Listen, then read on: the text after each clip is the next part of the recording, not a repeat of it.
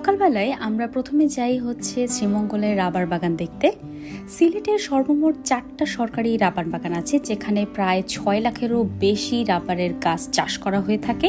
এছাড়া বেসরকারি আরও অনেকগুলো ছোটোখাটো বাগান আছে, তার মধ্যে শ্রীমঙ্গলে যেটা আছে সেটা হচ্ছে সাতগাঁও রাবার বাগান। এর আগে শ্রীমঙ্গলে আসা হলেও আমাদের এই রাবার বাগানটা আসলে কখনো ঘুরে দেখা হয়নি। এই রাবার বাগানটা ঘুরতে আসলে আপনারা জানতে পারবেন এখানকার শ্রমিকরা কিভাবে রাবারের গাছ থেকে কষ্টা সংগ্রহ করে, তাদের জীবনযাত্রা কীরকম, তারা কত টাকা পারিশ্রমিক পায়, তার সবকিছু।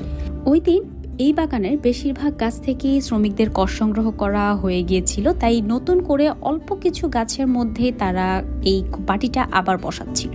এখানে একটা কথা আপনাদেরকে বলে রাখি, যারা রাবার বাগান ঘুরতে আসবেন তারা এখানে 2টা জায়গায় আরও দেখতে পাবেন। সেটা হচ্ছে আদি নীলকণ্ঠ টি কেবিন, যা 7 রঙের চায়ের জন্য শ্রীমঙ্গলে বিখ্যাত, এবং তার সামনে আছে মণিপুরি পাড়া, যেখানে